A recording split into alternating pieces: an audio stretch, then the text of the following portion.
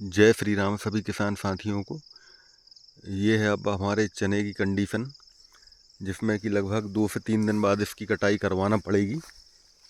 तो ये लगभग बिल्कुल पककर तैयार हो गए हैं और आज हो चुकी है 11 तारीख और 13 तारीख की होली है और 14 या 15 तारीख से इसमें कटाई स्टार्ट करवाने का विचार है। तो ये है चने RBG 204, फिलहाल इस पोजीशन में है।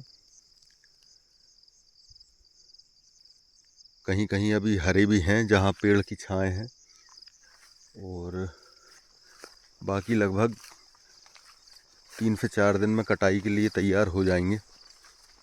तो बस होली होने का इंतज़ार है और इसकी फिर चनों की कटाई करवाते हैं और चनों की कटाई होके निपटेगी, इतने में गेहूं भी तैयार हो जाएगा हार्वेस्टिंग के लिए।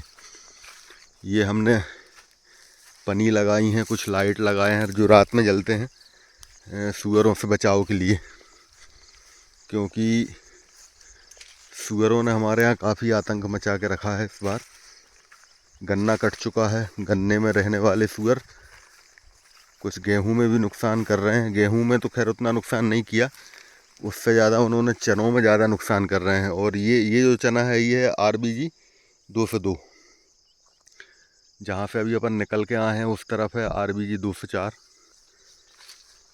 और ये है RBG 202। तो फिलहाल लगभग दोनों की कंडीशन एक सी है और जो कहीं थोड़े बहुत हरे भी हैं तो 3 से 4 दिन में वो कटाई के लिए बिल्कुल रेडी हो जाएंगे। तो अब कटाई के बाद कितना उत्पादन आता है वो देखा जाएगा। और ये जो चने की फसल है ये धान वाले खेत पर है।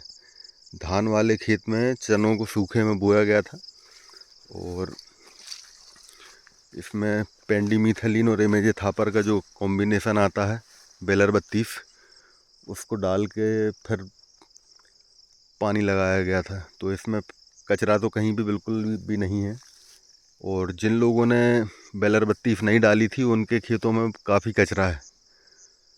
तो फिलहाल इस तरीके की चने की कंडीशन है और हमारे नीचे एक हमारे किसान हैं, उनका ये तो खैर कटाई हो चुकी है, कल उनकी थ्रेसिंग होना है और अपनी कटाई अपन होली के बाद ही कराएंगे। तो ये है RBG 202।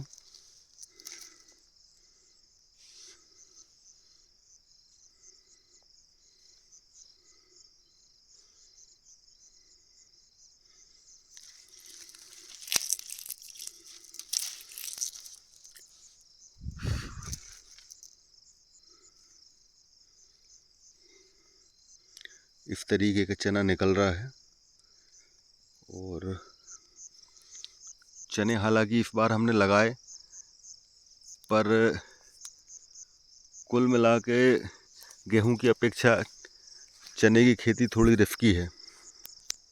क्योंकि रिस्की इसलिए है, अगर ज़्यादा बाई चांस ज़्यादा बारिश हो जाए, कुछ हो जाए तो गेहूं तो सहन कर जाता है, बाकी चने की फसल ज़्यादा पानी सहन करती नहीं है। और यही इस बार हमारे साथ हुआ था कि हमारे चनों में पानी हो के निपटा ही था और उसके बाद बारिश हो गई थी। तो उस टाइम तो चने काफ़ी दब गए थे। हालांकि बाद में फिर काफ़ी ग्रोथ उन्होंने कर ली है। फिलहाल कंडीशन ठीक है और कटाई के बाद क्या एवरेज आएगा वो भी हम आपको बताएंगे। और गेहूं और चने में एवरेज के साथ साथ किस में ज़्यादा फ़ायदा रहता है उसका भी अपन एक आकलन करेंगे। और हालांकि एक फ़ायदा ये ज़रूर मिल सकता है चने में कि चने का खेत थोड़ा सा गेहूं की अपेक्षा पहले खाली हो जाएगा, तो 4-5 दिन पहले चने वाले खेत में मूंग लग जाएगी। और नरवाई का भी कोई इसमें टेंशन रहने वाला नहीं है। हालांकि हमने नरवाई में तो काफ़ी समय से आग लगाई नहीं है। गेहूं कटने के बाद भूसा जो बन जाता है, तो भूसा उठने के बाद उसको मैं रोटावेटर चला के डायरेक्ट फीड ड्रिल चला के और फिर मूंग बो देते हैं।